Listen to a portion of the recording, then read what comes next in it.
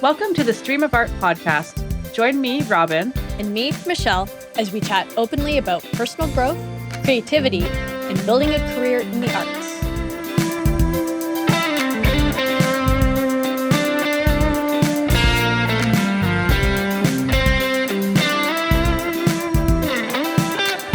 All right, Robyn, I'm sure our listeners are super excited to hear about your week and to find out whether you were able to accomplish your art goal.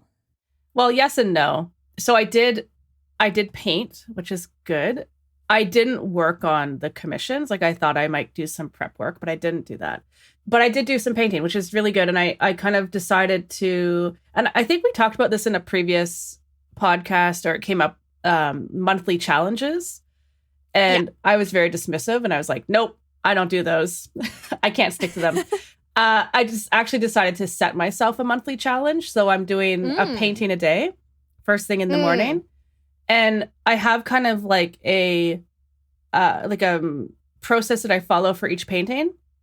And it's kind of like I've made it into sort of like a grounding exercise almost, and like a meditative exercise. Yeah, I've kind of combined. Yeah, so I've combined these elements to create this challenge that I'll go through for the month of January.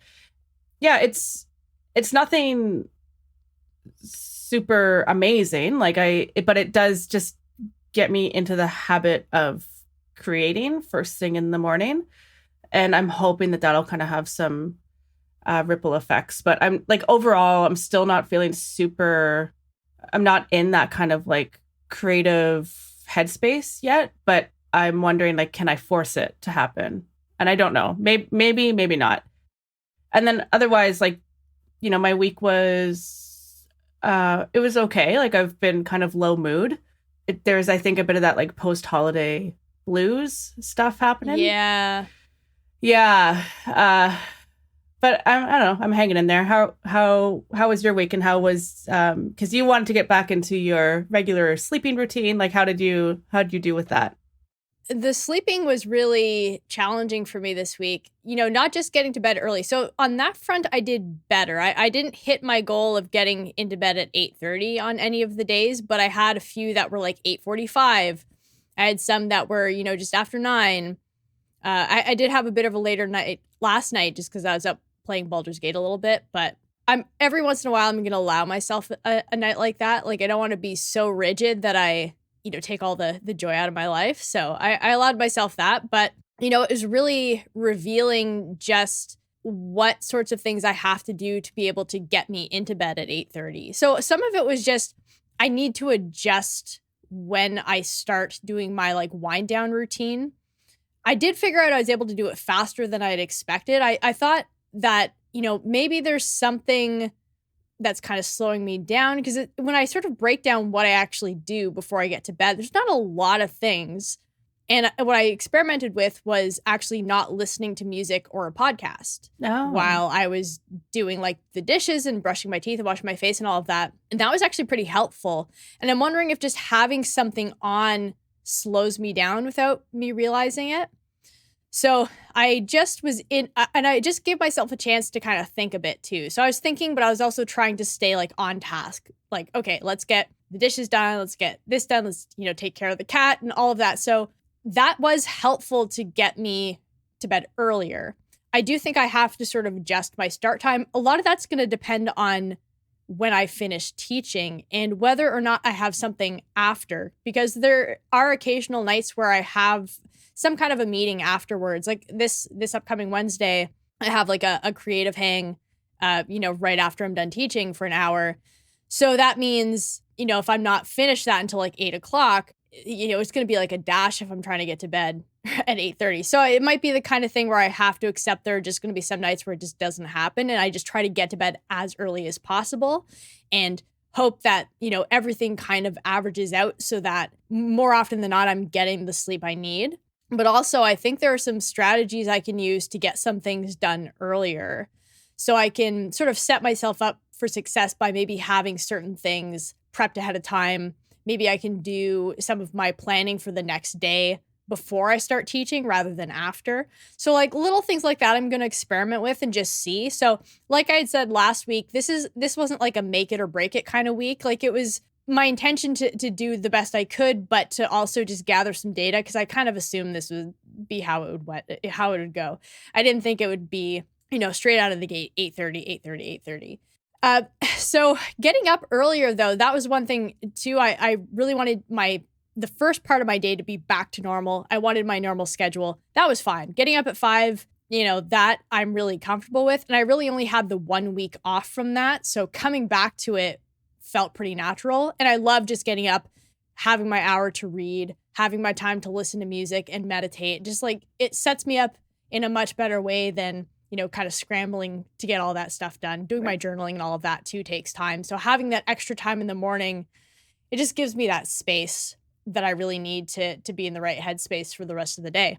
But I had a couple of rough nights where I woke up at like 3 a.m. or 3:30 and just couldn't fall back asleep. So I was basically awake from like 3 a.m. or 3:30.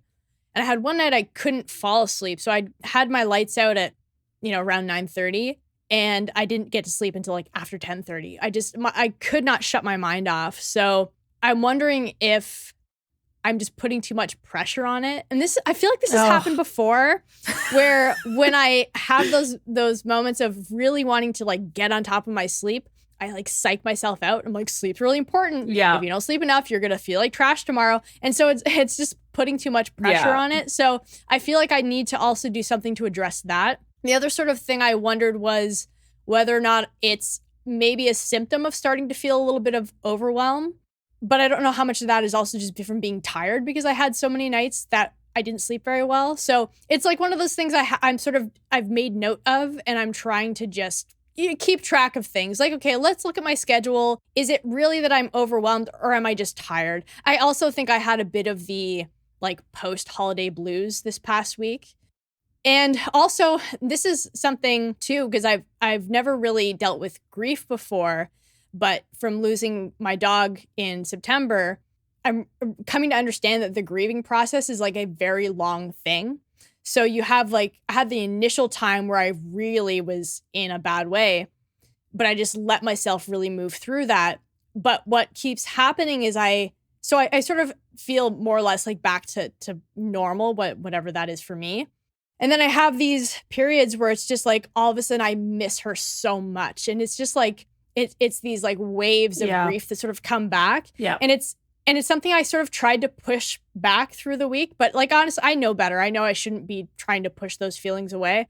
So I gave myself some time on Friday to really like sit with it and really just like let it all come out. And now I feel way better. So I think it was kind of a bunch of things kind of all culminating together and kind of made my week, a little strange. I mean, it was a fine week. Like, I feel like I got a lot accomplished. I got back into practicing vocals and practicing guitar again, and that felt really good. I worked on some of my albums. So, it was like overall a good week in a lot of ways, but just emotionally, I was kind of struggling, but I feel a lot better. And I was telling you before we started that I spent yesterday with my best friend and his wife and their baby boy, and it felt so great to just get out of the house and be around people I care about and give myself that permission to really disconnect. And I think that's also part of why I feel so much better today, just like having had that proper rest, which, you and I talk about a lot, but I really struggled to actually just give that to myself. It's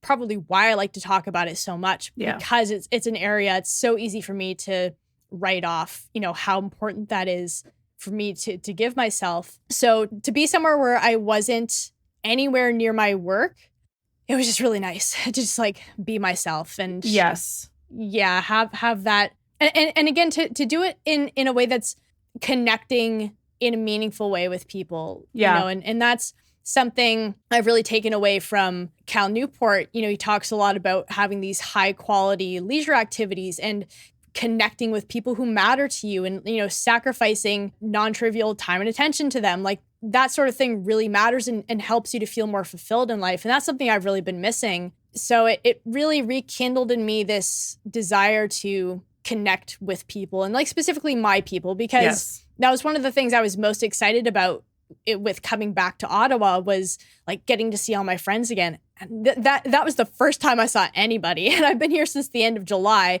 aside from you and Mike, of course. But, you know, like any of the people from my friend group, you know, I had a video chat with one of my friends in September. And, you know, my best friend Josh and I talk, you know, on Messenger off and on. And you know, but that's it, to actually be together. That really is something that I value. Yeah. And I really need to make that more of a priority. You know, as much as so much of my focus this year is on building my career, improving as an artist and a musician and a teacher, you know, I have to keep coming back to those things that make me who I am. And the people I surround myself with are a big part of that. So that was a really great experience just to spend time with them and be reminded of how lucky I am to have the people I do in my life and how I have to make more time for them, you know, just for myself and for them and for our relationship. That resonates with me. Like I'm also, so I got together with a friend from like one of my oldest friends that I've known since I was 12. And I went over to her place in, I don't know, sometime this week. I can't remember the day. Doesn't matter. But her and I were talking, and I'm like, the last time I saw her was at the wedding. So that was August. Oh, man. No, that wasn't August. That was end of July. And I'm like, how has it honestly... And what's insane is that it doesn't even feel like that long. Like, it doesn't feel you know, it doesn't feel like it's been literally months. But I was thinking the same thing, you know, like it always feels so awesome hanging out with her because she's my person. Like you know, she's known me since I was a kid. And like, it's one of those people, like you hang out and you just feel completely yourself. And I'm lucky. I don't have a lot of friends, but I have some really close friends that's what it feels like, an extension of family. And I count myself as very lucky having those sorts of people in my life as well. But it's like, I need to push myself to go see them more because I think you and I are both sort of introverted by nature. And definitely, I know for me, being with people is actually, being with the right people is very important to my mental health. And I don't give myself the shove out the door often enough that to go and be around those people, because it does help. And it does make you feel like you're living a life versus just working, right? So that anyways, I'm glad you had that experience. I'm glad you saw Josh again. I mean, maybe maybe we can challenge each other to tap into our friend network a little more often. Because I know all my friends are feeling the same way. We all want to get together more, but it's so easy, you know, to feel like not only are we really busy with what we're doing, but we also assume, well, they're so busy and they have this going on. And, you know, so many people who have kids now, you're like, but ultimately we all want to get together. And if somebody just takes the initiative to say, let's do this, we're always so glad when we do. Yeah.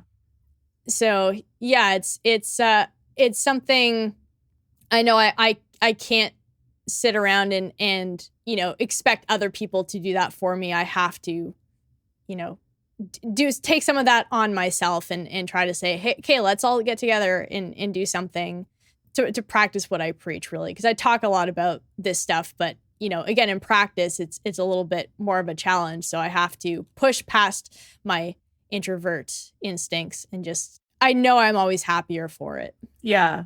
And it's not the work will be there when I'm back. Right. And it's not like you're, you know, like you're really, like, for me anyways, like when I go see my friends, like it's not like we're doing anything crazy. We're just sitting around and talking. Exactly. Like same. Or watching TV or whatever, like the same stuff I'd be doing at home, you know? But for whatever reason, it's hard to I think it's just like leaving the house. Like it's hard to motivate myself to leave the house, especially in the winter time. Yeah, the winter is definitely, it makes it much more challenging. And it makes it so tempting to just be like, oh, I'll just send somebody a message. It's easier than putting on my jacket and putting on boots and getting out the door and, oh, it's snowing and, oh, there's ice all over the windshield and all of this. So, yeah, you know, and then so it's easy to say, okay, let's just wait until the spring or the summer. But then, of course, other stuff comes up. So there's always going to be some reason. There's always going to be some version of snow and ice. It's just not always actual snow and ice. Right. But right. there's always some reason to justify not doing something. That's true of every area in life. You know, it's so easy to just say, I'll get to it. Nobody ever says I'm never going to do this thing. That's the thing. Is nobody ever says I'm just never going to see my friends again. They're like, I'll it's always an intention. I'm going to see them, you know, more, or I want to see them more, and I'll start doing it at this later date. Right. So yeah, we got to start pulling those dates closer. We're really good at making excuses for ourselves, right? Yeah. Yeah. I'm very skilled at that. I don't want to brag, but I'm very skilled at making excuses for myself. The excuse master general. Yeah. Yeah, so well, let's and we can hang out more too, because I know again it feels easy, like, oh, you and I talk every week. Yeah. But it's very different when we just get together and like play games. Yes. And do that. So we'll have to try to make it a point to do that more too. Yeah, for sure. Alrighty. Oh, I should also say that Josh and his wife Lindley listen to our podcast. Oh, yay. And they're saying they're really enjoying it. So thanks guys for listening.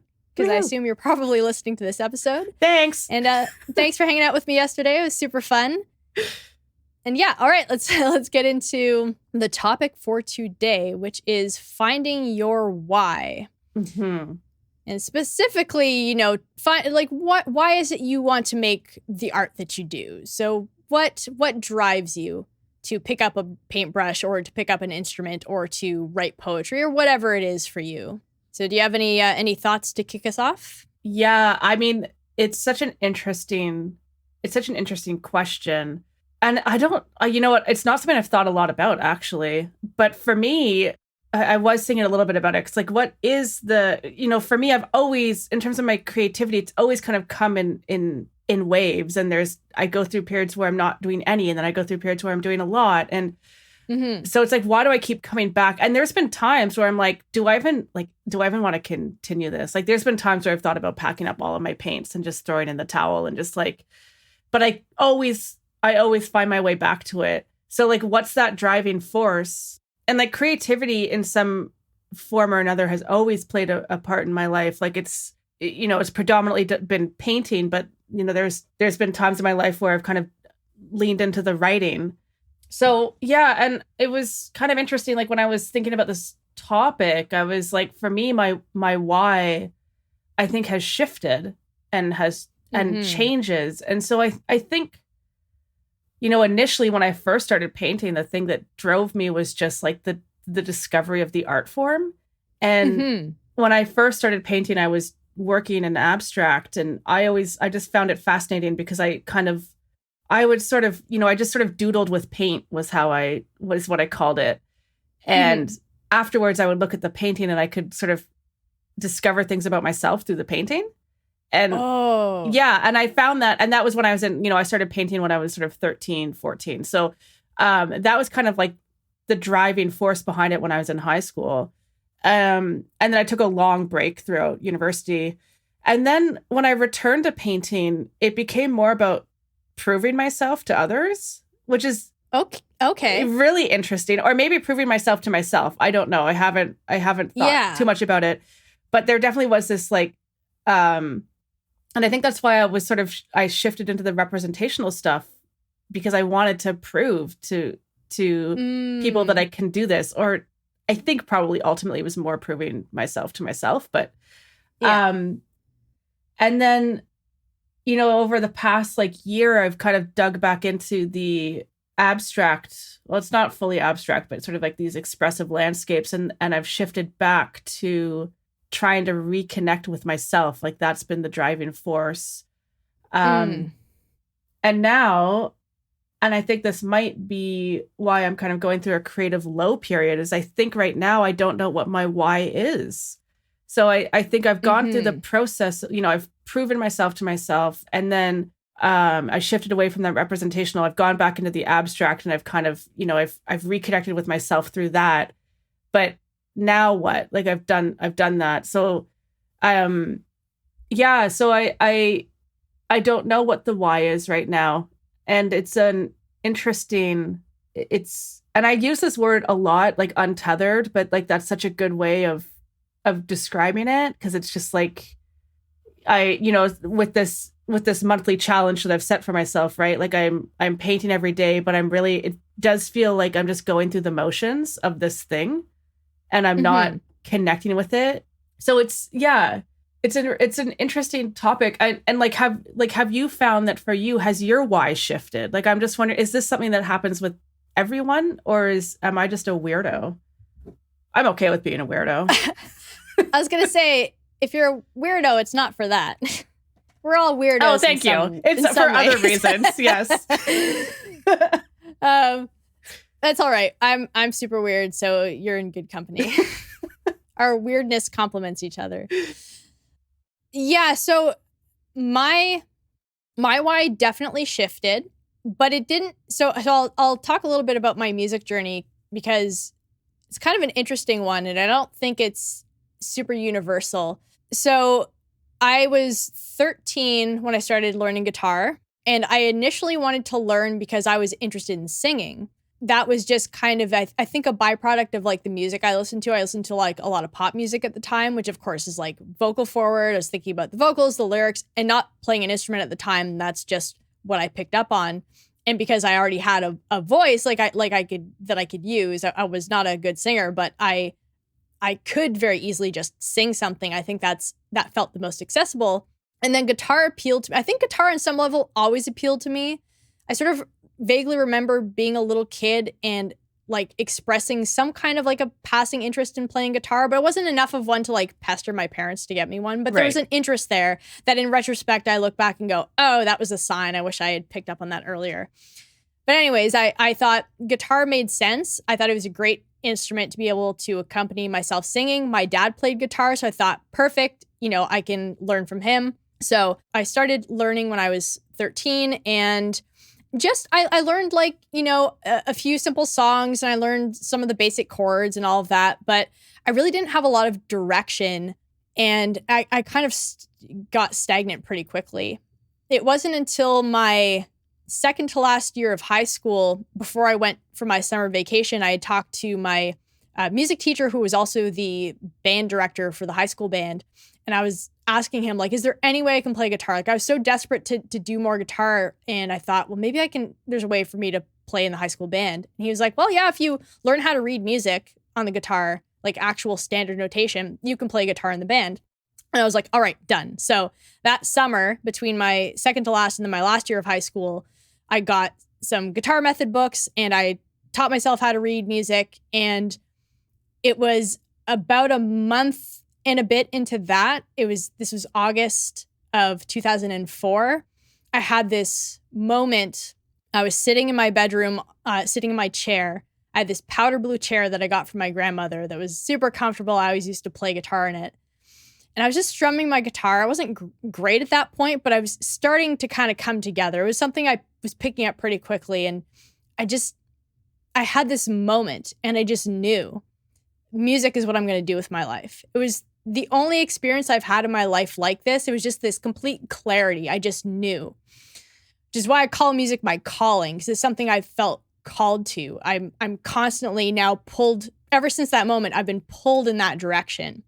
So that became my why initially, was just like this interest. It was just something and maybe to some degree there was a level of wanting, some kind of acceptance, maybe wanting to do something well because I wanted approval from other people. There might have been a little bit of that there. There certainly was even beyond my sort of epiphany moment. But after that moment, it just became music was my life. Like, that was it. And that's been my why. Like, that's still, when people ask me, like, why do I do music? It's because it's my calling. Mm-hmm. It's my purpose. It's why I'm here. And I just know it. It's something I know through every cell of my body. So the tricky part for me has been actually figuring out the what. Because although I had some direction in the beginning in terms of knowing I liked singing, and then once I got into I got really serious about guitar, that became like my obsession. That's what I studied in school. I was obsessed with guitar. But beyond that, I kind of wanted to do everything. Like, Right. I didn't want to just do one style of guitar. I wanted to do them all. I wanted to be able to, songwriting was something I was also kind of interested in, but I felt so removed from being able to do that. It seemed like magic to me. I'm like, I had no idea how people wrote songs. It was just like a mystery. And I'm like, I just need to get better at guitar and get better at music. And then at some point I'll just like be ready. Which is that could be a whole conversation too. Learning how to get past the feeling of not being ready to create. Yes. But anyway, so that was a big part of my struggle, is that I wanted to do too many things, and I was constantly stretched in different directions. So over the years, I've really had to accept that I don't want to do, as much as I love music universally, there are things that I'm just better suited for, and there are things that I resonate with more. And I've gotten a lot better about knowing what that is just over time and just through the process of elimination. And also sort of coming to terms with my mortality a little bit. Right. Being able to say, I don't have all the time in the world to do this. I have to make the difficult choices. And it's actually been really great for me, because now I feel a lot less of that anxiety about, I got to do this. And every time you see somebody do something new and you're like, well, I got to learn that now too. And it feels like too much. And it's like, yeah, it's so much easier now knowing more of like what I actually want to do. And a lot of that was just trial and error. It was trying things, and sometimes sticking with them for a frustratingly long time, but eventually being able to say, okay, this really clicks with me. Once I got into the songwriting, that was huge for me as well. That was something that felt like, oh, okay, like this is me, the guitar playing, the singing, the sort of overall musicianship, like wanting to be, at a certain level as a musician, right, beyond just any single instrument, the teaching, all of that stuff. And that just came with time. So, having that really strong why kept me moving forward, even as I was really struggling with figuring out the what and figuring out how as well. So I think how is another piece of the puzzle. How did I want music to fit in with the other areas of my life? I, for a long time, felt this conflict between my life and music, and it was one or the other. And I was going to pick music every time, but that's horrible to have just let so much of my life fall away. And to have felt the tension of that, like that wasn't an easy choice, because I was dismissing my humanness, all those things that are normal for a human being to want. I felt like they were there to threaten my music. And so I just pushed the music forward. And so there was just this incredible imbalance in my life. And that's something I've really had to address, especially over the last couple of years. It's made a really big difference to just have like a how, to say, this is how I want music to fit in my life. I don't want it to be the only thing I do, but it takes up a good portion of my time and my attention, because it is my calling. It's what I value. And because I have all this direction about what I want to do, there's a lot of that clarity about knowing just how much time it takes to do the things I want to do. right. This is actually, for me, something I've also had to figure out with my teaching, because it's been very easy for me to project what I want out of music onto my students. I did that for a long time without realizing I was doing it. It was coming from a like an honest place. Like I wanted to help them be the kind of musician I wanted to be. Yeah. But it doesn't work, because everybody wants something different. Everybody's why is going to be different. Yeah. Once I realized that, it's made my teaching infinitely better, because now I'm not addressing this version of me I'm projecting onto somebody who's not me. I'm looking at the person in front of me, and I'm coming to understand over time what it is they want. And then I'm trying to find ways to help guide them towards that. So I'm not trying to be like, here, I'm going this direction, I'm going to take you with me. Unless somebody wants to go in that direction, they're welcome to. But generally, that's not the case. I've not had a single student who wants to do the same thing I want to do. And like, of course not. They're not me. So, yeah. And actually for a while, I remember I was trying to sort of set myself up as somebody who only teaches like one particular kind of student. And that was actually around a time I think for a while I thought I might stop teaching, because I was feeling that friction and just not knowing what to do about it. Like feeling the frustration of dealing with students who just weren't taking it as seriously as I was. Right. But once I kind of I moved through that, and I did a lot more self-reflecting and a lot more, thinking in terms of thinking about your life on a whole and what you want. That definitely completely shifted my perspective and made me then excited to help people from where they are and get to wherever they want to go. Yeah, and help people discover their why. And I think it's a really important conversation, particularly for people who are kind of starting their creative journey or are just looking like they're just kind of getting into it more seriously. I think it's important to acknowledge and say that like everyone's why is going to look different, and that's totally okay. Because I've definitely I've fallen victim to that whole like, my why isn't the same as another artist, and then feeling like I guess I have no right to do this thing. Then like I had this idea for a long time that like I should be feeling similar to what I should have the experience similar to what you had, where you had this very like this moment of clarity where you're like, this is it. Like, this is my calling. I've never had that. Or if I have, like, it's been short-lived and small, but that's okay too. Like, it's okay if your why isn't so overarching, like it might be a little bit more, I don't even like niche. That's not the right word really, but, or it might be similar to me where it changes frequently. And like, I think it's like, don't fall victim to that whole romantic notion of like, to be an artist, it means like you're just called to it 24/7 all the time. And that's all you can do. And that's all you can think about. And I think in some cases that is the case for certain people, but for certain people, that's not the case. So it's, I love that you've kind of in your teaching are incorporating that, kind of helping people find their why and their reason. And in that is an acknowledgement that their why may not actually fuel them to practice music or make art forever. Like it might be, their why might be like, I just need to engage my brain in this way for a few months because it helps me deal with other stuff that's going on in my life or whatever. Right. And there's power there too. Yeah, I think there's so much power in having that clarity because it helps you to manage your expectations about what it is you need to do or want to do or what it is you're going to be able to do.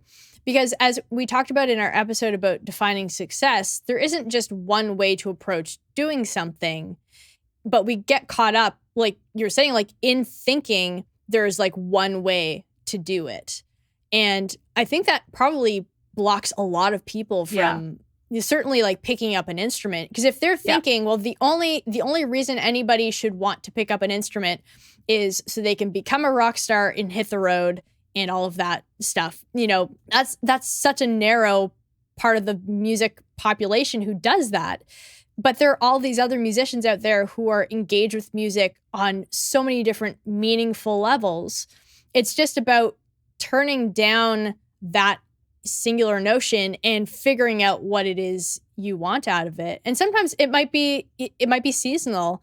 It might be, this is the activity I engage in the winter when I can't go golfing or can't, go out and do all these other activities. And, I like to be somebody engaged in like a meaningful leisure activity. And like, this is the one I have for this time. I think having that clarity then makes you feel also not guilty about not doing it all the time. Yeah. And I think too, like for me, as much as, I talk about music being my calling, I certainly, it doesn't mean I can go days and days and days and just keep working, like grinding and all of that too. And that's something I had to really reconcile with because I felt like that's what it should mean. Like I feel so strongly about it. I put all this pressure on myself to like, well, I was exhausted and I was burnt out, but like I need to be working because what does it say about me if I'm not working on it all the time? Right. And I really had to unlearn a lot of that, that feeling like if I wasn't 100% always engaged with music at the exclusion of everything else, it meant I wasn't serious about it. Yeah. I wasn't demonstrating to the world that what I knew in my heart was true. But really what I've come to discover is like music is my calling just because it is, because I know it. And whether I'm actively making music or I'm hanging out with friends or I'm playing a video game, that doesn't make any difference. It's still my calling. It's why I keep coming back to it. And I think you had mentioned that earlier about like, continuing to come back. You keep coming back to art. Yeah. Maybe that's enough to give you a sense of it being your calling. It might just feel different, or you might have a different word for it or whatever. But I think if you keep feeling the pull to come back to something, that's really important. I think because you can genuinely lose interest in something and then it falls away, and that's completely fine. But something that you keep getting that itch to do it, I feel like there's always something there. I totally agree. And I think it's important to honor that impulse too. Like, and there's so many people who I think have the impulse to create, but they make the mistake of thinking like, well, particularly with art, right? It's like, oh, well, I can't draw, or like, I don't know how to mix colors or whatever. So they have this impulse, but then they talk themselves out of following it. And I feel like that's such a shame, because it's like, you don't need to know how to draw. You don't need to know how to mix colors to be able to create art. You can create black and white art. You could create abstract art, which doesn't, sometimes requires drawing and sometimes doesn't. It depends on how you want to approach it.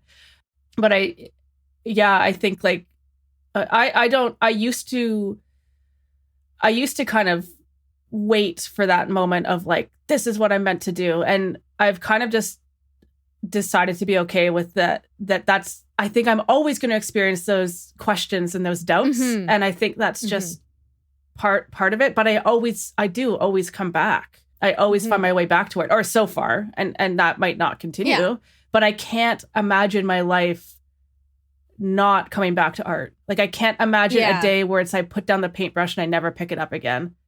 I don't think I can.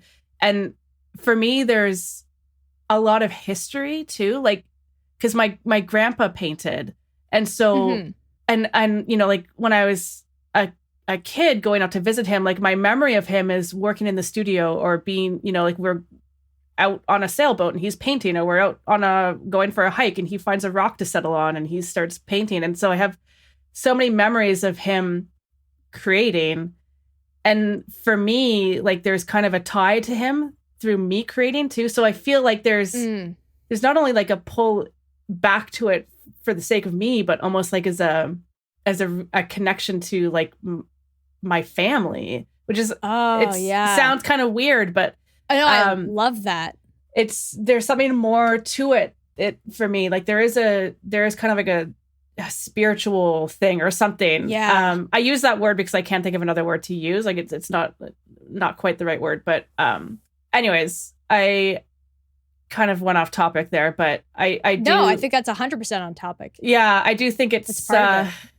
Yeah, I think it does make me so sad, circling back to people who deny themselves the opportunity to create. It does make me really sad. And I think also like opening your mind up to other forms of creativity, like gardening can be a form of creating. 100%. Yeah, sewing, crafts of any kind, like baking even. I don't know. I think absolutely. Yeah. Now I went way off topic. But no, it's all, I think it's all completely in line with this, in, building a life that feels true to you, and that is the sort of truest, most beautiful life that you can imagine. It's not one where we're constantly working and constantly distracting ourselves with screens. It's where we're doing something meaningful. There's this... He's a writer, and I think like a philosopher too, Matthew Crawford, and he has a book called Shop Class's Soulcraft, which I haven't read yet. I have it, but I haven't read it. But I hear him quoted often, and it's something along the lines of, where we gain satisfaction from having our ideas made manifest in the world. So the idea of having an idea and then bringing it to be, whether it's a song, a painting, whether it's a meal that you share with your family, or cultivating a garden, and like anything that you're doing where you have something in your mind, in your heart, in your soul, and you bring it out into the world, like that creates this immense amount of satisfaction. And that is reason enough to do anything. Yeah. You don't need any more justification than that. If there's more to it, then, that's great. If then for the people who take what they've made and they use that to help make the world better in one way, shape, or form, like that's wonderful. But if it's just for you and just for your family, that's all you need. Like that's, I think, a recipe for a really meaningful, deep existence is to be in that kind of creative space. Because I think we're all creative. We all have potential to be creative. And I love what you were talking about, where we need to really expand the definitions so that we're not creating these little narrow pockets, because there's an opportunity to be creative everywhere. Yeah. And if you can look for those opportunities, you can really engage with so many things in your life in a meaningful way. Yeah, it's such an interesting topic, because I hear all the time, I'm not creative. I hear that all the time. And I hear people, oh, I can't do what you do. And it always makes me feel like so itchy on the inside, because it's like, that doesn't mean you're not creative. Because it usually is, I'm not creative, I can't do what you do. And I'm like, don't look at my work and use that as an excuse to deny yourself the opportunity to be creative. Don't do that. Don't use my work that way. Because you are, like, there is something that you do. And it might be like, I'm not a tech savvy person, so I'm using the wrong terms here probably. But like, it could be like you come up with this new computer program and you code it and you make it. So you're making something out of nothing. That is creativity. What else would you call that? You are literally creating something from nothing. And so if you're doing that in any form, if you take a thing of fabric and then you create a purse from that, or if you take just grass and you make that into a garden, like you're creating something from nothing, then that is the act of creativity. That's what I think anyways. And I think you can find an area in your life where you're doing that, you don't even realize it. Yeah. I mean, we're really creating our lives too, aren't we? Like, when you think about how we're designing, we're making choices about our lives, we're creating ourselves too every day. Every time we make a decision, that is creating whatever version of us is a byproduct of whatever thing we are doing. Yeah. So you are creating yourself as a creative person if you create. It's like some creative inception right there. Yeah. Many levels of creativity. I'm going to listen back to that and like think on that a bit more. That was a bit of a mind jarble. You create yourself as a creator when you are creating. We're going to put that on a t-shirt and nobody's going to buy it. You and I will buy one and then wear them proudly and confuse everybody if we can get ourselves out of the house. Yeah. That's really the key. Yeah, I think it's so important for people to know. And yeah, I love where you're saying, about not wanting people to look at your art and use that as a reason to not create their own, because they feel like, I can't do what you do, but nobody can do what they do. And I think what they're really saying is, because when they're saying, I'm not creative, I can't do what you do, what they're really saying is, deep down, I feel like I am creative and I want to create, but I'm afraid. I'm scared. Because the stuff that I'm going to create isn't going to be either what I expect or what I think other people expect.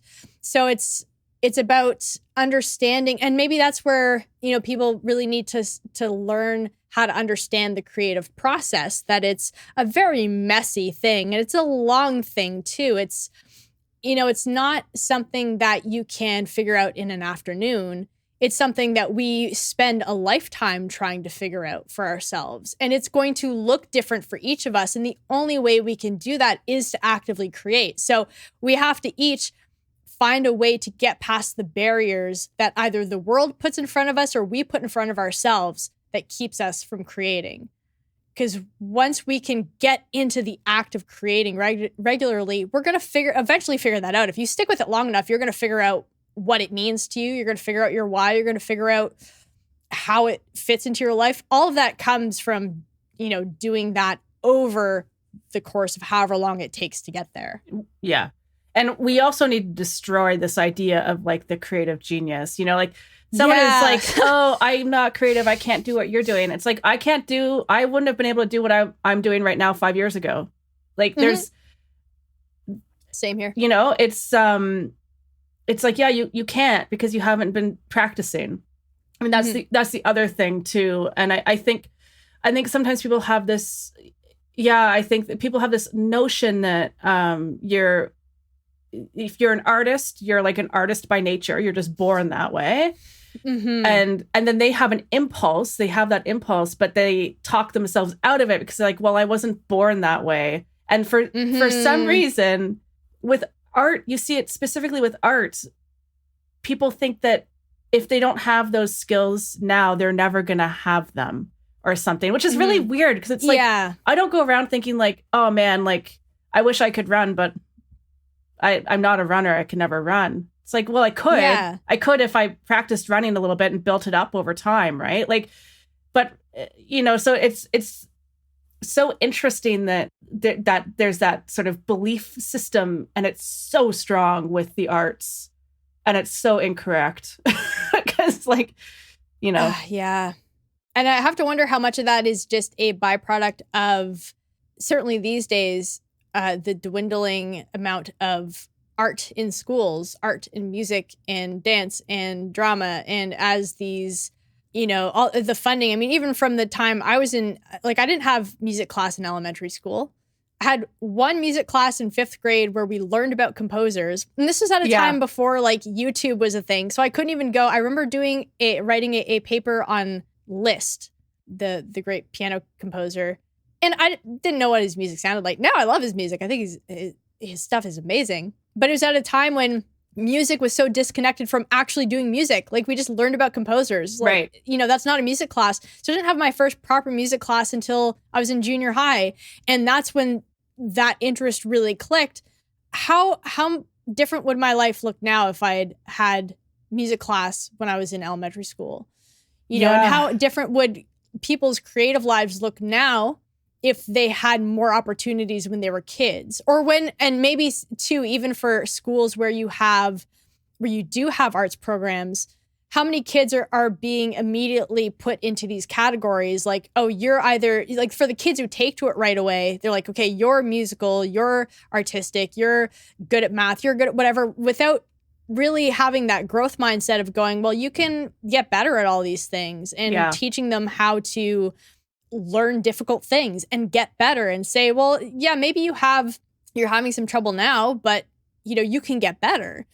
I think maybe part of that could be at play.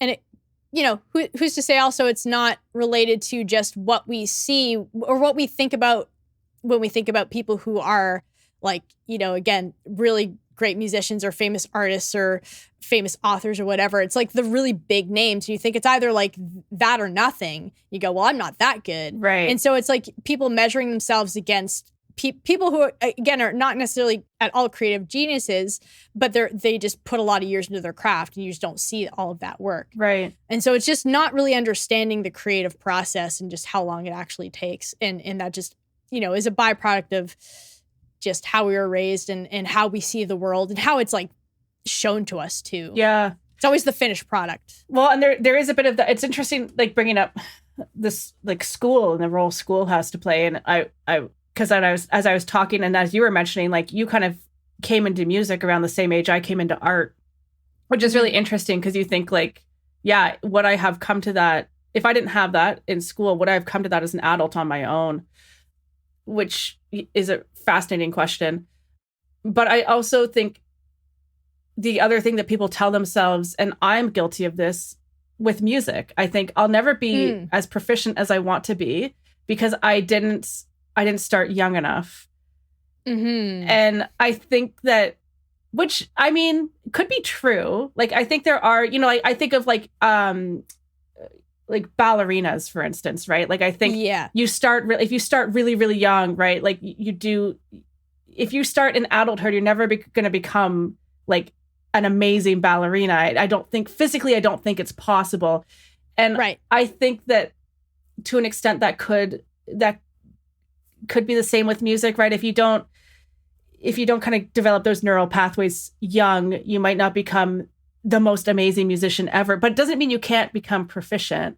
So I think, like, don't count yourself out of the game because you're starting as an adult is essentially what I'm trying to say. It just, like, you might not hit that sort of growth that you dream about, but that's okay too. there is no, it's never too late to start any of these things. It's just like, it just means that the outcome will look a little different for you. Because I do think that's another kind of limiting belief that people have around art and creativity and those sorts of things. Yeah, I have a lot of thoughts on what you just said, because I hear the same thing too. Like, oh, if I had started when and I get caught in that myself, like because I think part of the reason why I look back on my years in elementary school and wish I had been exposed to music earlier, because I assume that would have triggered things earlier and I would be better now.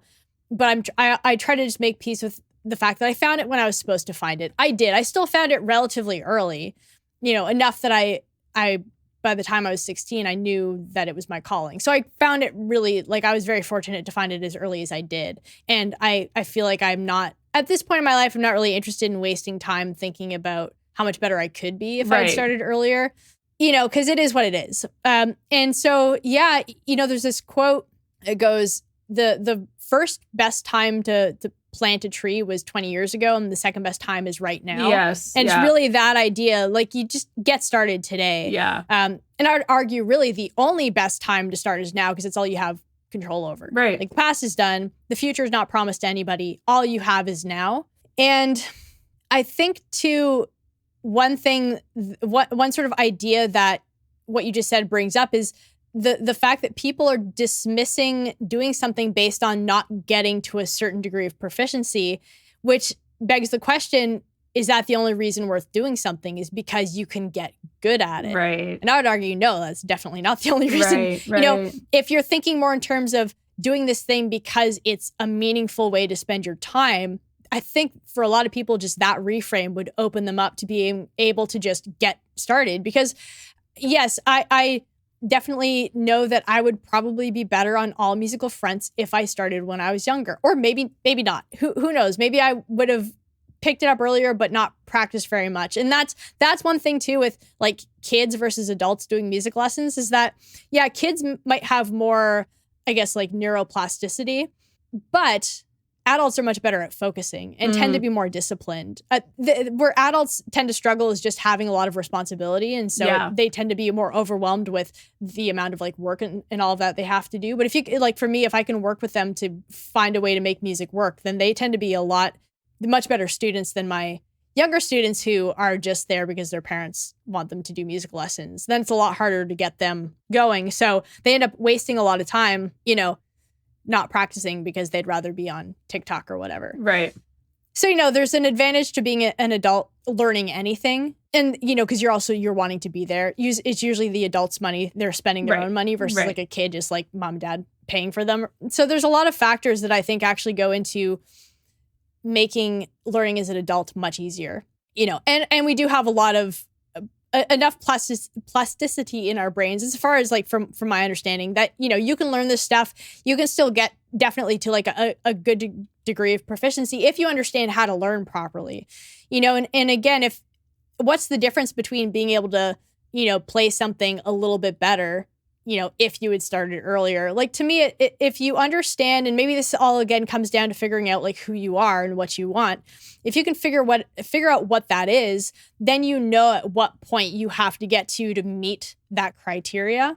So if your goal is to just create something that's meaningful to you, you actually don't need a lot of skill to do that. You'll get more skill as you go, and certainly your enjoyment of something increases as your proficiency increases. I think there have been like a ton of studies done that demonstrate that correlation. So the better somebody gets at doing anything, the more they enjoy it, the more there's a passion there for it.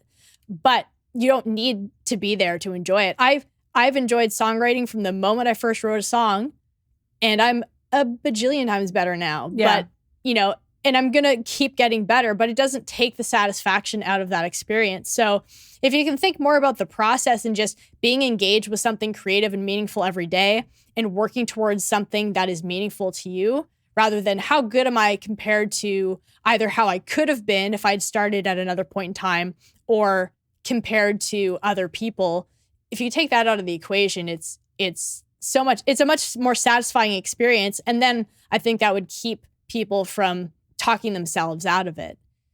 Well, I think there's also you have to be comfortable being a beginner as well. And I Mm-hmm. think for Mm-hmm. adults, I mean, I know for myself anyways, I'm not I'm not comfortable being a beginner at something. Like it feels Mm. awkward. I don't like it, like you just want to be able to do the thing. Although to be fair, that's not something that's just been in my adulthood. I was like that as a kid too. I did piano lessons Okay. for a few years and that was it, right? Like I didn't like being a beginner. I wanted to be able to do the thing and I never really got Mm. past that point. Like I was always kind of a beginner because I didn't put the work in because I wanted to just do the thing. Um, Right. which I guess is kind of like similar to what you're saying, like embrace the process. And the other thing that's kind of interesting, like, and you said, like from the beginning, you enjoyed songwriting, even though you have more skills now to back that up, but you enjoyed it even from the earliest days, right? And I think both in music and in like painting, if you're new to it, work with your limitations because there can be some Yeah. interesting things that come out of your limitations. Like, and I play around on the guitar sometimes, but I don't know a lot of chords, but like you start playing through some of those oldies and a lot of them are the same chords. Like they're reusing Mm-hmm. the same chords, just different lyrics, different arrangements. And so there's nothing you can still create as a beginner. And the things you create may be quite interesting because of your limitations. And I'm thinking, within 100%. in art, like there is some artists that I follow.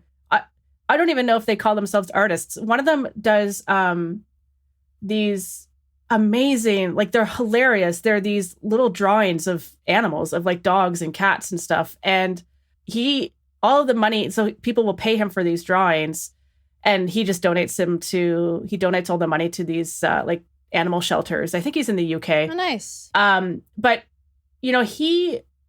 I call him an artist. I don't think he would call himself that. But he started by he was drawing with like his kid one day and he drew this weird drawing of their dog or whatever and it looked hilarious. And then he put it up on Facebook as a joke. Like, anyone want to buy this? It's like 200 pounds or whatever. And someone reached out and bought it, like wanted to buy. And then and so that kind of sparked this idea. And then he's done this whole kind of charitable endeavor, which is amazing.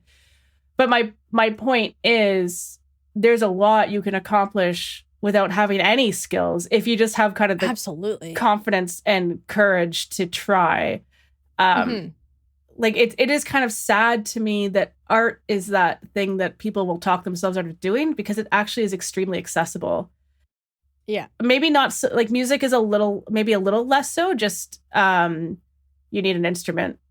Well, yeah, these days it's easier than ever. There's I understand definitely like where you're coming from. There is definitely more of a barrier to entry, but if anybody who has a computer now can get like a free DAW and learn how to like make a little something, usually they'll have tutorials that'll show you, how to start creating, which yes, for anybody who's spent any time in a DAW, it takes time to also learn. Like I use Ableton and I consider it like another instrument that I play with just the way I work with it and with how I treat it and I practice with it. But yes, I definitely, there are some that are more difficult to get into than others. Although I challenge myself now because I'm thinking like ancient man, like music and art has always been something that we've engaged in. And like you can engage in music without having any instruments. Like you can make a little beat on your desk with your hands and you can sing. Like there's things you can do. I don't know. I'm just kind of talking in circles. I get exactly what you're talking about. Yeah. And maybe that is just that there is, yes, a reality to the limitation. If you want to create on a piano, you want to learn how to play the piano to do that. But to make music, that's within us. Yeah. And that's something that you'll hear a lot of musicians talk about, where there's a difference between being a guitar player or a bass player or a piano player and being a musician. Right. Somebody who makes music, plays music. And you just that happens to be the tool that resonates with you or that you chose or whatever. So yeah, I think that potentially can be a limitation. And I think, again, valid, the cost of having an instrument, of getting a computer that can run a DAW, of, definitely the barrier to entry for a lot of people is much higher. But yeah, to sing something doesn't cost you anything, and again, whether or not it's good is irrelevant. It's not irrelevant if you want to like make a career out of it, then yes, you should make sure it's good. But if it's just for you, we're just talking about creating just because we are creative beings, you don't need anything else. Just use what you have. Yeah. And I think too, just with the idea of, again, wishing that we had started earlier. I think for some people, it's sort of this is an idea I got from Thomas Frank. He's a YouTuber and a productivity guy. And he talked about this being kind of a form of procrastination. Because you of like, you're like, I don't want to do the work. I didn't do the work before, but I don't want to do the work now. So I kind of wish I had done it already so I could just do the thing now. Yeah, so I'm not going to do the thing. Yeah, and I think that really ties in perfectly with what you were saying about people just wanting to be good right now. Yeah.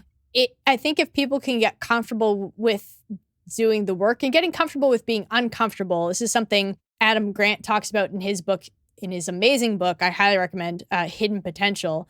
He talks about that being a character skill you can develop, is like learning to be comfortable doing things that are uncomfortable and learning how to, not just embrace mistakes, but seek out mistakes. The more mistakes you make, the better you get, because you get that feedback in order to help you improve. So yeah, I think a lot of it, there's so many layers to this, and I think so much for us to unlearn in order to get there, just to do really what comes naturally. It's like I think it's more like not so much about what we should do, but what we need to stop doing so we can just let the creativity just come out as it's supposed to. And I think for those who find it extremely challenging to be in uncomfortable situations, because I've been there before, maybe practicing, like, yeah, it would be good, like getting that skill, being comfortable in the uncomfortable is a great skill to have. But as a stepping stone to that, start seeing the good and the bad. Like, you paint this painting and it's not what you want it to be. And but instead of looking at it as being ugly, start looking at the things that work in it, right? Start looking at the things that are good, and keep your mind focused. Like, cause I think, I've done some, I haven't done them, but I've been in workshops before, with other people who are very new to art, and you can see them struggle and you can see them beat themselves up, right? It's critical that when you're in that stage of being a beginner and you're uncomfortable because you don't know what you're doing, and everything you do, it feels like it looks ugly, and it's not clicking. It's really important for you to give yourself positive reinforcement and to see this strength. And this is, I think, one of the reasons why I want to teach, and I want to teach beginners specifically, because I see, in this one workshop I'm thinking about, like, she was so frustrated, and I was like, see, you're fine. This is totally fine. Yeah. It's not what you want. It's not what's in your head right now, but that's because you haven't layered up enough paint yet. Like, you've done a really strong foundation. You just got to build on that. Don't count yourself out of the game yet. Like, you're doing it. This is the messy middle. So I think it is really important, just like, yes, give yourself that positive reinforcement, and find those areas that, like, you know what, the rest of this is not very good, but this part here, this is really solid, and focus in on that thing and celebrate that little thing. And I think that will help people come back to it, right? Which I guess is part of embracing the learning process. Yeah, and I think that's an important part of finding your voice too as an artist. There are going to be things that you are naturally stronger at than others, and that creates these limitations that are unique to each of us. That then is what makes us sound the way we do, because as much as we sound like a product of everything we've learned and everything we've been exposed to that we really love, whether it's art or music or whatever, we are also a byproduct of what we haven't learned, what we haven't listened to, what we haven't seen, what we haven't watched. That is as much a part of our blueprint or our fingerprint rather, as, everything we have done. And that's also what gives us room to grow. So if you start creating right away, you get to track your progress in your creations. Like, this is one of the reasons I wish I had started songwriting earlier, because I would have been able to see my improvement reflected in my songs. I mean, I do see that. I've been writing for 11 years now, but I had 10 to 11 years before then where I know I was improving, but I really have no evidence, or a little to no evidence. I do have some recordings from when I did my online Berkeley schooling, but there's a lot of years there where I was just practicing and practicing and practicing, and a lot of that's just lost. But now when I have songs, I have actual evidence. I can hear my voice get better and get stronger, and I can hear myself sound more like myself. I can hear my guitar playing as it cleans up and it crystallizes, and as I start to sound like me. And if I hadn't started making songs, I would still just kind of be practicing for, I don't know, like to what end? Right. And this is something, and this is something I wrestled with for years too. I did so much practicing, and I really do genuinely love to practice. I know there are some musicians who struggle with it more. I was very fortunate that I like to sit down in front of a music stand with a book or some sheet music and a metronome and just practice. Like, I really enjoy that kind of disciplined work. But I think much more now in terms of like, what's the end goal for doing this thing I'm doing? And now so much of it is being filtered into my voice as an artist, into my songs. And that to me makes it so much more fulfilling that I'm practicing for something. I'm practicing with purpose, which I was missing. I'm so glad for all the countless hours and years I spent just practicing, because it's why I can do the things I do now. And it was genuinely stuff I was interested in working on, but there's this satisfaction in knowing who you are and then being able to work toward that. But the only way you can get there is just by starting. Yeah. And I just happened to stumble into songwriting by accident. I was writing instrumental stuff for a few years, and that was the plan for this song. And I just thought, why not try to just add words to it? And I did. And then I wrote a song, and so I think when I took that pressure away and I just asked myself, well, what if I just try this thing?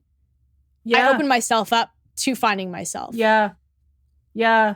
I love that. The what if. Yeah. Cause I think we do put, and I've gone through this process where I realized like I put so many limitations on my art, and I had such a narrow definition, which is really interesting to me. Cause like I'm a pretty open-minded person with art, and like I can appreciate so many different types of art.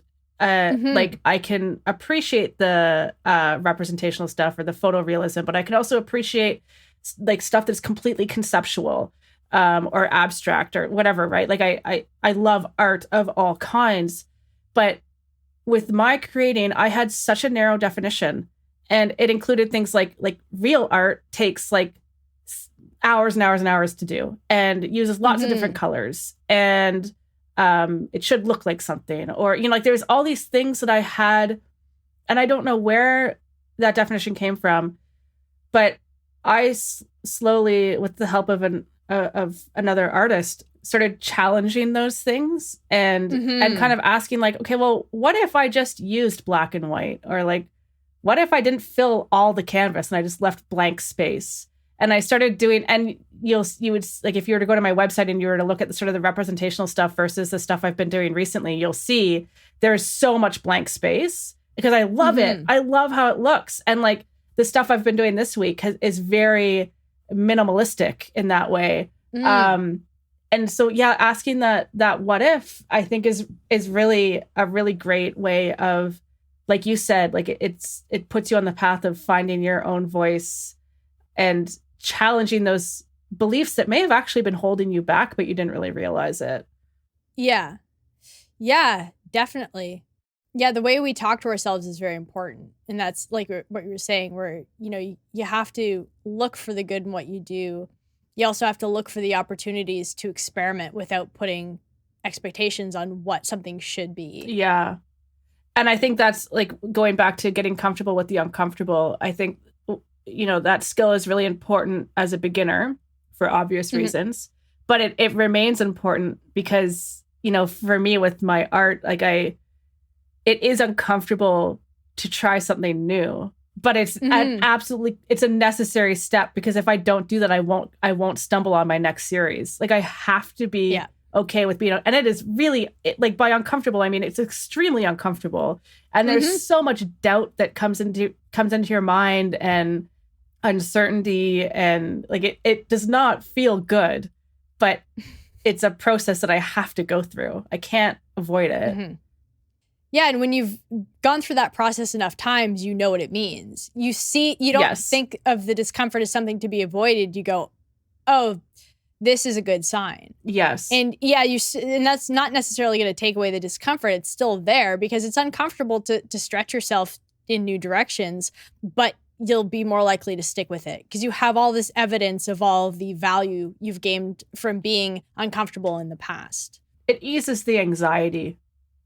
100%. Yeah. Because you can kind of, it's like, okay, I know how this goes, right? I have to go through this phase, and then it'll pass and I'll feel good again, right? Yeah, for sure.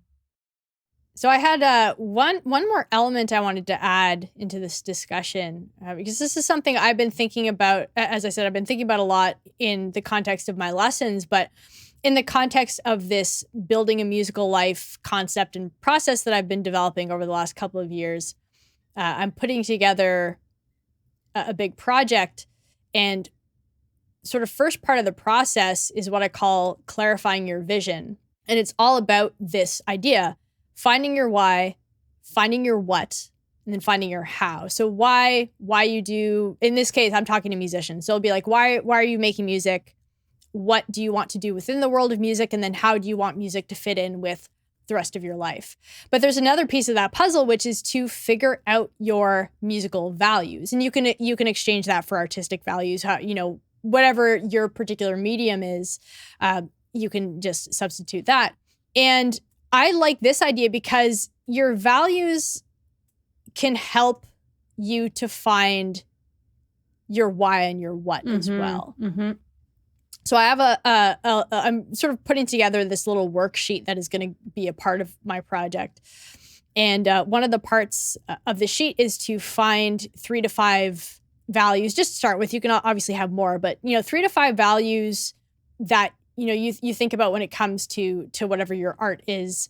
What are the things you value about art, and how can that guide what you do? So it could be something like, I have a list too. I think what I'll do is put together a sort of a rough PDF, and I can attach that in with the show notes if anybody wants to go through it themselves and sort of like do a beta testing of this version of this sheet.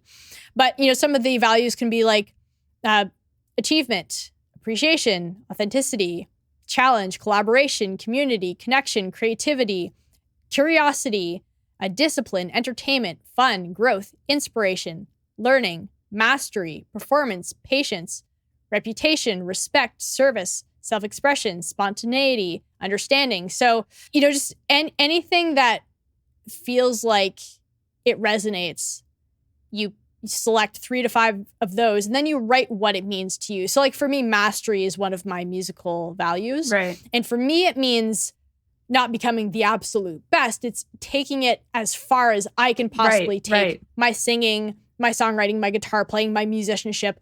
It's something I'm constantly working on improving because mastery is a value to me.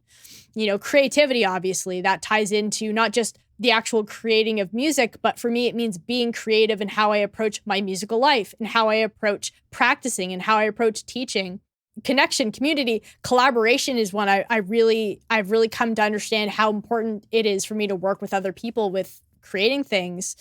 And that was for a long time something I didn't do. I did a lot of stuff in isolation, but some of the best experiences I've had musically have been working with other people. And so I'm trying to do that more. And so it's just been really helpful for me to think in these terms of what are the things I value, because then I can select things that correspond with that. And it helps me to be better about saying no or saying yes to something. Because if it aligns with one of my values, so if somebody asks me to work with something on them, or work with them on something that's like music related, I can go, well, yeah, if it's something I can do, and obviously it'll depend, but collaboration is one of my values. So it's more likely that I'll do that thing rather than not, whereas if I'm doing something, if inspiration is maybe somebody's value, that can be something that guides them, so they can say, well, I'm going to learn this thing because I was inspired to. Like that can be justification for why they want to do that thing. Or this feels really authentic to me. I'm going to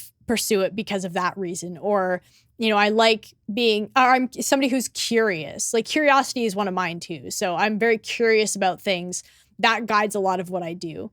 So that I would invite anyone listening to, consider not just their why and their what and their how, but to also maybe think about their artistic values. And, that can extend to just your core values in life as well. Yeah. A lot of them overlap. A lot of these words I got from Brad Stulberg's Master of Change, because he has a whole list, and some of them really overlapped well with like what I think of as musical values. So he was a big part of inspiring me to this part of the process, as was Cal Newport.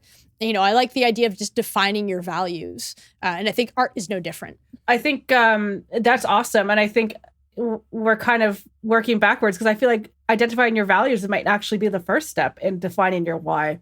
Because I'm thinking like, I don't have a good sense of my artistic values. So I'm curious to do this worksheet. I'll be a tester. Yeah, I'd love that. I also don't have a good sense of my core life values either, which is something that I'm working on presently. But I can, maybe that'll be my goal for this week actually, is to work through awesome. Do some value, like, identify some of my values and see, like, does that help me? Because as I said, right now I don't feel a very strong connection to my why. I'm not quite sure what it is. So like, if I do some values work, will that help me determine my why? Yeah, that's really interesting. So very cool. Yeah. Yeah, and I would love to actually get your feedback on that. If you find that having the values first, I'm open, because again, this is like very much still a living, breathing thing that I'm putting together. Even once I'm done my project, this is an idea that I want to be living and breathing, and to be informed by other people taking it on and adapting it into their own lives. So this is like open-ended. So for anybody who's done this as well, please let me know if you have any feedback, or if there's something you feel like is missing or needs to be adjusted. Because yeah, if having the values first helps somebody to figure out their why, then I'll definitely make that arrangement so that it kind of maybe provides more of a solid foundation. I guess it kind of depends on each person too, right? Like some people, because like you were saying, like you have a very strong why, like you have a very strong driver. Yeah. So for someone like you, it might make, doing the values work after kind of just helps you figure out your own why. Like it just kind of sheds light on that, versus for someone like me, where I kind of lack clarity in the why, then doing that values work might help kind of funnel me to my why, like it's probably different. Like the process probably looks different for everyone. Yeah, you're 100% right. And that's probably why I structured it the way I did, because why came very easily to me. What was a lot harder. What and how were a lot harder. And then the musical values thing is something I've just been thinking about more. Again, inspired by Cal Newport and Brad Stulberg. So yeah, and maybe that's something I should specify too when I'm putting this material together, is to do it in whatever order makes the most sense. Right.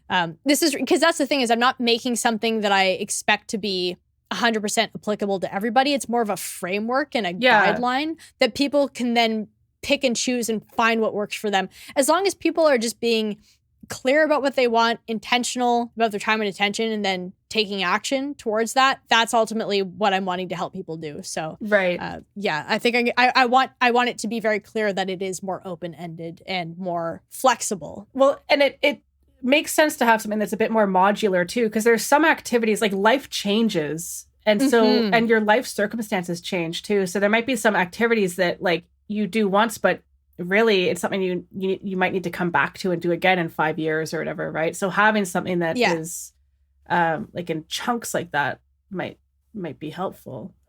Yeah, and this process is designed to be used over a lifetime. So somebody who's clarifying their musical life vision would do that once a year, twice a year, whatever. The planning and preparing stage is something that happens more regularly, as we talked about. That would happen more quarterly, weekly, daily, monthly, whatever somebody's preference is. And then like the action portion. So yeah, the vision is something that will be updated, and it's meant to be flexible. It's just about knowing what that is, and then taking the time to have a conversation with where you're at and your life and all of that. And you're just living more intentionally. I think so many people are just living by default and just going through the motions and living that sort of gray area where they're not, working on anything fully, and they're not taking time to just enjoy life fully. It's kind of like weird in between. Yeah, that I feel like that's kind of where I'm at right now. Yeah. Anyways, I'm intrigued. Yeah. I hope it's helpful. I'll let you know. All right, please do. Yeah. And I think it's something I've been wanting to do as well, is go through and be a little bit more specific about my own musical values and core values and all of that. That's something I've been wanting to do. I think I'll sit down and do that this week as well. So beyond that, did you have any other specific goals you wanted to work on this week for your art? No, I'm going to give myself a little pat on the back because although I haven't felt very emotionally connected to the little art exercise that I've been doing in the morning, like I have stuck with it and I have done it every morning. So I'm going to continue doing that next week. I think next week there's some stuff going on. It's going to be a week where I'm just kind of gentle on myself. So, I'll continue that exercise. I'll do that values prompt thing that you're going to pull together, or I can do some of that on my own too. No pressure on your side. No, it's pretty much almost done. I'll send it perfect. To you today. Yeah, awesome. And yeah, other than that, it's going to be a gentle week because I know it's going to be a bit of a challenge with some of the things that I have lined up for myself. So yeah, sounds like a plan. How about you? Yeah, for this week, I'm going to keep working on improving my sleep and keep tightening up my schedule. But really this week is about getting back into my full routine. So I'm going to be going back to the routine I had before the holidays, where I'm getting my 4 to 5 hours of music work each day. I have to really get back into a better writing schedule and all of that too, because that still happened this week. I still have a blog post I'm finishing up for tomorrow, but I definitely wasn't as tight on my routines. So I want to get back into doing that and being really like on my game. And then I want to monitor how I'm feeling, just in case that the overwhelm is something I have to take note of and maybe make some adjustments to just some of what I'm doing right now. I kind of feel like it was just because I was tired last week. I think it was just an off week. I suspect that going into this week, just based on how I'm feeling right now, I think it'll be a lot better. And I think I'll feel more on top of things. But yeah, I guess we'll see. So and sort of, I guess this, the theme of this week coming up is just continuation, to be continued. Yes. We're just going to kind of continue refining. I'm doing a lot of stuff right now just to kind of prepare myself for February, because I know once that right, it's going to be RPM all the time. Right. So it's a lot of like getting back into the swing of things, but also preparing for all of that to stop again. So right. It's like I got to get in some extra writing probably too, because I don't really want to have to write my blog post each week through RPM. But anyways, we'll talk about that in our month challenge episode. We're going to be talking about that soon. So I'll go into more details about RPM then. Yeah. But so that's all for this week. Thank you all again so much for listening. And please feel free to send all comments and questions to streamofartpodcast@gmail.com. Like I said, I'm going to add some kind of a PDF into the show notes with a sort of worksheet that you can use to maybe start thinking more critically about, your what, your why, your what, your how, your values. And I'd love for you to share what you come up with for me. Maybe we can share some in next week's episode. Also, feel free to join our Discord community. So we want to get a really nice, active community going where we can inspire each other and encourage each other, hold each other accountable, maybe help each other define what it is we want. Sometimes these conversations are super helpful. Like I've definitely got a lot out of our conversation today, and hopefully all of you listening have too. So yeah, go team community. I'm in the Discord channel now. And I even posted something. I saw that. I saw that. I'm like, oh, go Robyn. Yeah. Just like, Come she's right join on it. me. Yeah, I should probably do that too. Even if it's just you and I being active there, just That's to like fine. get the ball rolling, you know? Yeah. Anyway, so we'll see you all in the next episode. Bye. Bye.